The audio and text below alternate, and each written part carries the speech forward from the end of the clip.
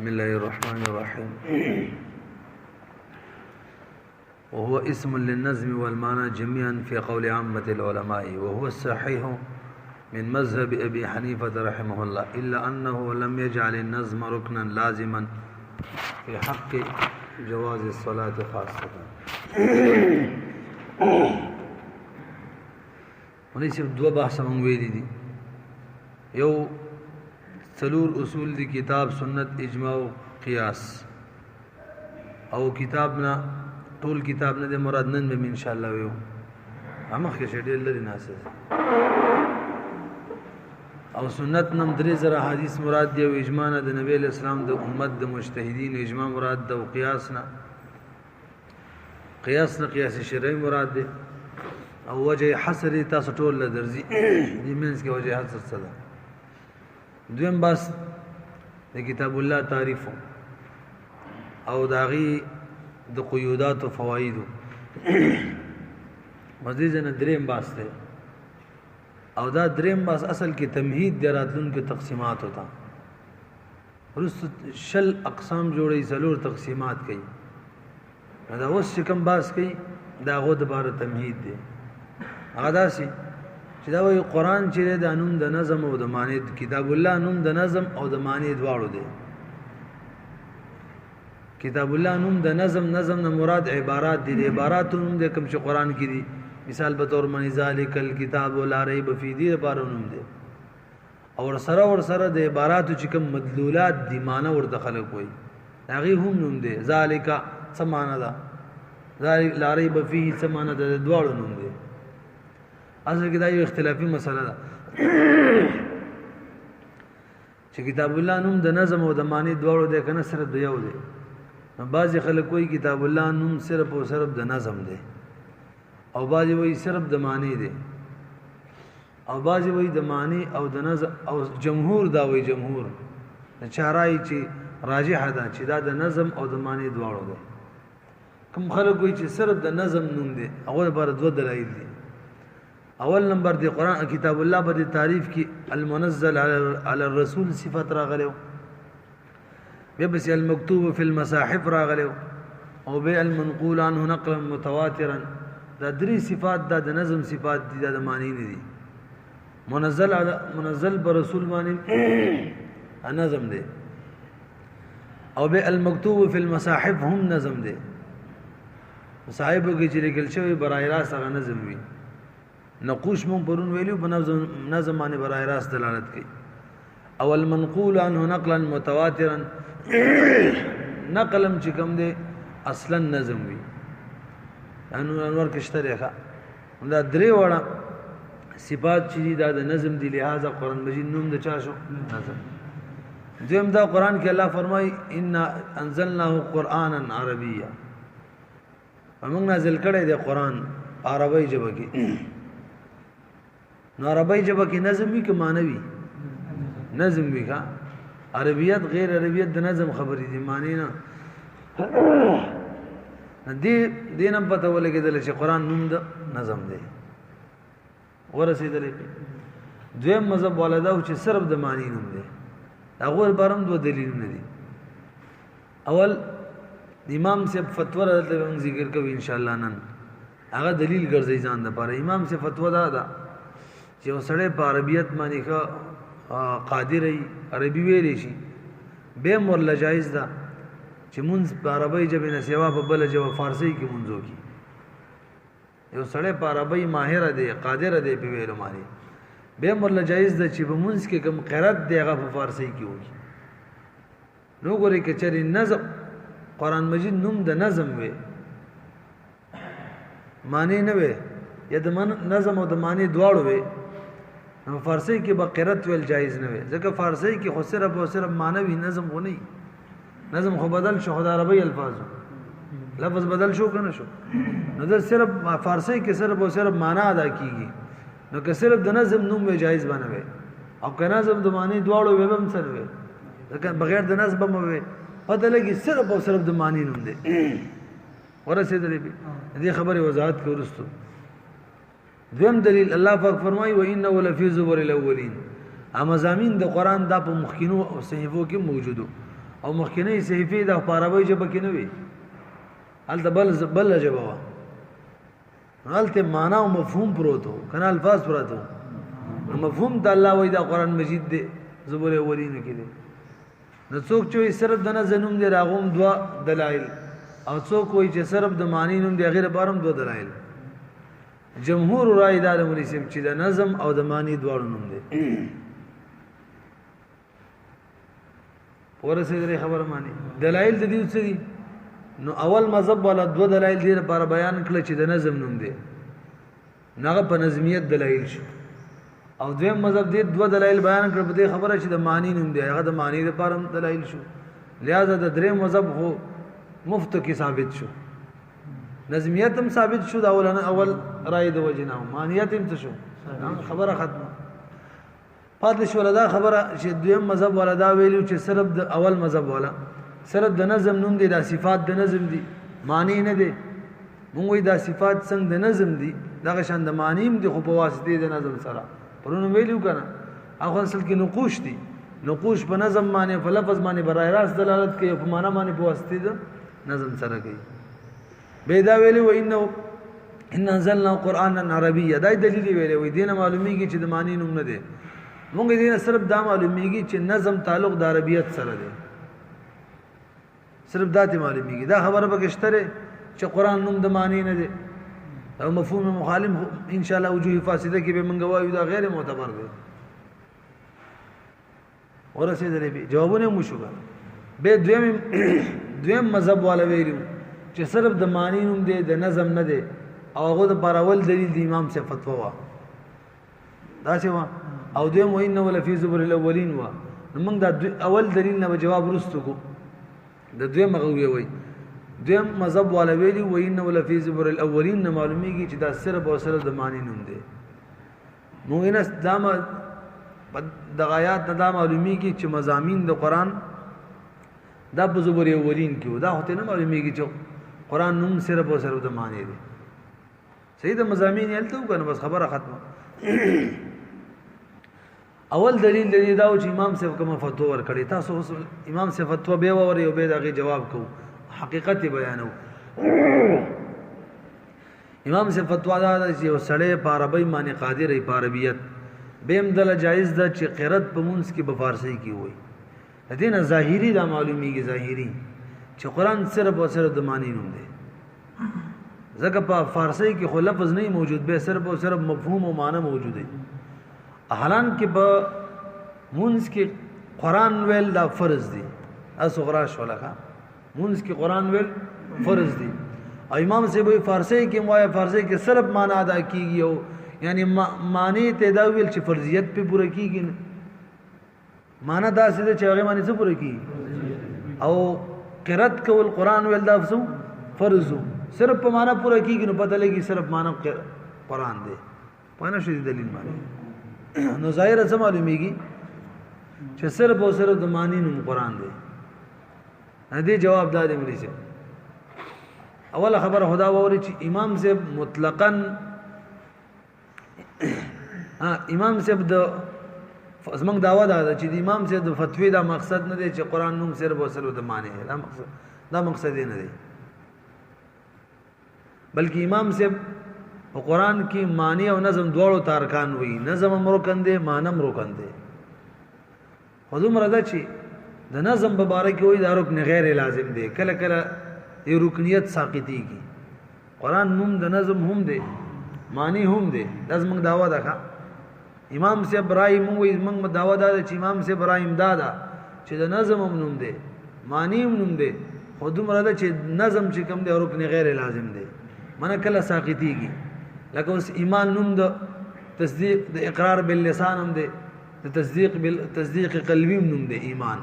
وجب به اقرار کې لا اله الا الله او زړه کې هم دی داوی د دواړو نوم دی کنه دی خدای یو رکن کله کله ساقطیږي یو سړی درمن اکراشن کوب کی دي چې د کفر کلمه وایي ختمو باندې ویلې شي کنه دا صرف د خلینو د لری کړه کې به ایمان وي مطمئن څنګه دی قران کې آیات چې بڑا به په ایمان باندې مطمئن وي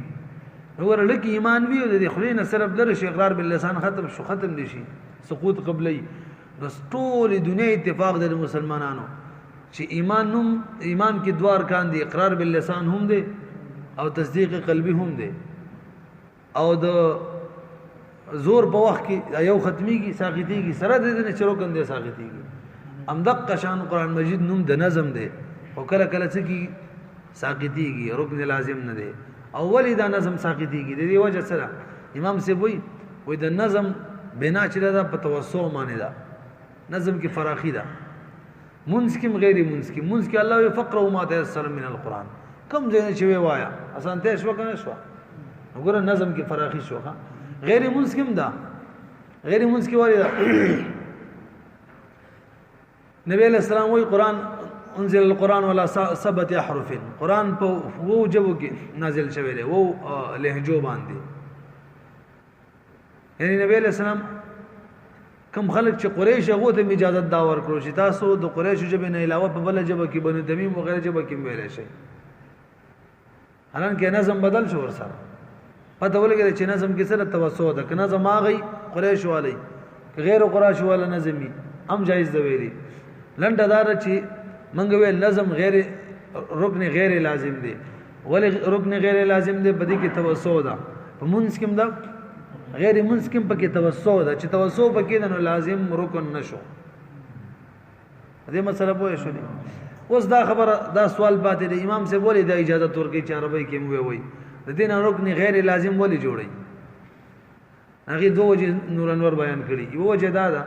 چې عربي جبه چې کوم دا د فصاحت او بلاغت نه ډکه ده. یو سره کې شری عربي وای نو قادر بنئ شي په دې خبره چې دا د بلاغت او فصاحت ادا کی. یا فارسی کې دی وای ورسېدلې دیم وجه دا ده دا څنګه چې په بلاغت او فصاحت باندې پیږي دوه قسم خلک کی کنه. یو هغه چې پیږي به یو هغه چې نه پیږي. چې کم چې نه پیږي نو به قادر نه شي قصه ورانه شي. کم چې پیږي هغه په دغه کې ور مستغرق شي. بلاغت او فصاحت کې بلال شي او تبتمونه لګي چې چاته ولاړې مو څه ما لکه نن سما چې موږ تاسو ډیر شي نو ور مستغرق کیږو. دا پته مونږ لګي اخیره کې خدا راشي عادت هم ډیر ښه جوړ شوی دی. خو په ټیم باندې رکوع ته ځو، خو په ټیم باندې سجدي ته ځو، واپس را بس کیږو څلور رکعات خو پوره کو. اخیره کې پته مونږ لګي چې څو مې وکړو خو بس و مې کړه. ټیم تم کله کله ګورو څنګه ټیم په ولګي ته دې ټیم نه معلومیږي چې دوم راو شو. د استغراق خو ډیر عجیب شی دی کنه. تاسو خبره پوه شولې دغه دوه وجې نور بیان کړی دي امام سے طرفه. ذکر نظم د څه وی رکن غیر لازم. امام سے په فتوا پوه شو. امام سے فتوی نه ظاهر دا سه معلومیږي چې قران مجید نوم صرف او صرف د معنی دی. ځکه هغه قرات سره د دینه چې فرض دی به مو فارسی کې وایي. فارسی کې خو نظم نشته دی نو فارسی کې ویلو معنی هغه وی قرات پوره کیږي پته لګي سره د معنی نوم دی. موږ دا غینه جواب وکړو امام سے برای دا چې نظم او د معنی دواړو نوم دی. دام داوا پاتې شولو. فارسی کی اجازت موږ نظم ته رکن غیر لازم وای. کله کله ساقطی کی ولی ساقطی کی توسع پکې دا منځ کې مده پکې غیر منځ کې مده پکې. ولی امام سے وای چې عربی کې ویلو ته فارسی کې ویلو کی اجازت ده. دغه دوه ویل ته مولا بیان کړ. خو صحیح خبره ده مولوی صاحب خاطر مخ کې بل خبره امام صاحب چې وای دا نظم رکن غیر لازم دی. ګوره صرف منځ کې وای د منځ نه علاوه امام صاحب وای د منځ نه علاوه نظم دا رکن لازم دی. څنګه چې معنا رکن لازم دی دغه شان نظم رکن لازم دی. امام صاحب څه وای نظم رکن غیر لازم دی. خدا صرف په حق د صلات کې وای. صلات کې دا کار کول شي. فارسی کې منځ وایا قرات وایا. خود غیر صلات کې د معنی سره سره نظم هم رکن لازم دی. دلیل په سره امام سے فتوا رزمون دی فقہی کتابونو کې حایز خزا او جنوب سره دا معنی ادا کول شي. ترجمه ویلې ترجمه چی کنه حایز خزم ترجمه ویلې شي د قران مجید. جنوب سره ویلې شي نو جنوب سره قرات کول شي نشي کولای. حایز خزا قرات کول شي نشي. نو که صرف د معنی نوم به د صلات نه غیر صرف د معنی نوم به نو ترجمه خو معنا ده کنه. نو ترجمه به صرف او صرف قرات پیدا به قران به پکار د جنوب نشو ویلې پکار د حایز خزي نشو ویلې. ځکه دا صرف قران معنا صرف قران او قران خو سم دی. نو به امام سے وی ویلې شي پته لګي چې صرف معنا قران نه دی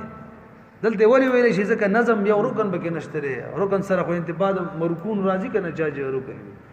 وي دا سر قرات نه ویل شي خبر باندې پوه شوې او د ټولو اهم خبردار چې امام صاحب د خپل قول نه رجوع کړی دا هغه فارسی کې نشي ویلې عربی قادر فارسی کې څوک نشي ویلې بس خبره ختم شوه او دلیل نشي جوابونه د ضرورت نشته او نه دومره وګړي قصې د ضرورت شته اوس خو مولانو لیکلي بس منګې ویونو او ته وګوره لکشه وهو اسم للنظم والمعنى او قران مجید دا کتاب چې دا نوم د نظم هم دی قران چې دا نوم د نظم هم دی او د معنی هم دی نظم نه مراد عبارات دی او د معنی نه مراد مدلولات د عبارات دي او لفظ د نظم ولی ذکر کو دا خاصانه خبره ده وای ځکه په لفظ یعنی اعتراض دار چې نظم ذکر کې لفظ به ذکر کړي وای ځکه لفظ مشهور هم دی او نظم غیر مشهور دی ول متون کې لفظ مشهور اورل اولاوي دا وای چې وجه یې نه به مر اور خیر دی وجه تشتره هغه دا چې لفظ کې بيدبي معنی پرته ده لفظ رم به دی ویل کېږي شتلو ده او به دې څلور سورتونه دي مونږ ویلې د کافیه کې دا غسری د بیا دی او تیر شوی هغه الرمي من الفم رمي اللفظ من الفم يودي بل رمي غیر اللفظ من غیر الفم دې هشکی دغه مثال ور کړی دی او دریم نمبر رمي اللفظ من غیر الفم دې وسلورم رمي الغیر اللفظ من الفم دې سره وټوخیږي وغیرہ برحال یا خلک قجور واچي دی اډو کې دی ولي خلینا شو کنه من الفم غیر لفظ دې اصلو صورت بهران نو اعتراض دار چې لفظ جواب دار چې لفظ کې بيدبي و ځکه عرب یشتلو ته ویل کېږي او د قران مجید الفاظ مبارک دا ویل وشتل د ذکر نه دي پاد شو نظم نو نظم خو ویل کېږي ملغلره بتار کې پیرل دا یو مستحسن او خسته معنا ده نو نظم یې ذکر کړلو دغه سوی ادب نو ها او اسم للنظم او قران مجید نوم د نظم او د معنی جميعا دواړو دی د جمهور رائے ده فی قول عامه العلماء وقول دام علماء کې یعنی عام علماء هم دغه قول له هو الصحيح من مذهب ابي حنیفه او امدار ای صحیح رائے د امام صاحب د مذهب هم یعنی امام صاحب هم دار رائے ده نه به اعتراض وکي امام صاحب ولی وای چې فارسی کې قرات جایز ده هغه خبره من کړی و الا انه مگر امام صاحب چې لم يجعل النظم ركنا لازما اغه نظم لا رکن لازم نه جوړي په حق د جواز صلات کی وای خیر دی بس نظم دی بکنی موجود خاصتا معنا حال دیکھا امام صاحب چې دی نظم د پاره نظم چې دا رکن لازم نه منی خاص طور او یا مخصوص ته خاص اسم مفعول به معنا د صلات نه به حال شي مونږ کی خاص واقسام النظم والمعنى فيما يرجو الى معرفه احكام الشرع اربعه اوس د دې ځنه مولوی صاحب څلورم باس دی ها اول د اصول اربعه بیانو به د کتاب الله تعریف او دریم باس دا شو چې قران نوم د نظم او د معنی دواړو دی وسوي اقسام النظم والمعنى فيما يرجو تاسو لږ متوجه شئ دا خبره موږ مخکې کړې و چې د قران کتاب الله نه مراد ټول کتاب الله نه دی بلکې 500 آیاتونه ته مراد دي چې هغه ته ویل کېږي آیات الاحکام دا خبره هم کړې و دلته دا وایي دا کم تقسیمات چې روان دي کیږي څلور تقسیمات کیږي شل اقسام ته روزي دا څلور تقسیمات یا دا شل اقسام د دې تعلق د نظم او د معنی د دواړو سره دی خو هغه نظم او معنی چې کوم په 500 آیتونو کې براته ده وینه شولې په کله چې یو مستدل استدلال کوي یو مسله روباسي د نظم نه به روباسي او د معنی نه به روباسي نظم او معنی دواړو نه به روباسي خو د ټول قران مثلا نشي رسېدل د ټول قران د نظم او د معنی نه بلکې کم 500 آیتونه آیت الاحکام دی پاغي کې کم نظم او د معنی دغه نه به روباسي دغه خبره دلته دا کې اگر که الفاظ یې لږ سخت دي کا عبارت مشکل له په مقصد خو پوه شولې کا مستدل چې استدلال کوي د چانه به کوي د نظم نم حکم نظم او معنا کم چې 500 آیتونه کې دا هغه طرف ته رجوع کوي به مسله روباسي او ته وګوره لکشان واقسام النظم والمعنى او اقسام د نظم او د معنی اقسام نه مراد تقسیمات دي دا مثلا کې اعتراض نه جواب دینو انور کې شته اقسام نه څه مراد دي تقسیمات دا ولی وہی سب کدا منگا اقسام و مانوالو ندا خوشل اقسام جوړیږي سو اقسام جوړیږي او اقسام خپل منځ کې دا قانون او قاعده دا قسیمین وي خپل منځ کې زدین وینه جمع کیږي لکه اسم د فعل سره نه جمع کیږي د کلمې درې اقسام دي اسم فعل حرف اسم فعل خپل منځ کې جمع کیږي دا شان اسم حرف یا فعل حرف جمع کیږي نه جمع کیږي اقسام خپل منځ کې نه جمع کیږي سره د دینه دا شل اقسام دا یو بل سره جمع کیږي شل اقسام خپل منځ کې جمع کیږي خاص جمع کیږي مثال په تور باندې دا حقیقت سره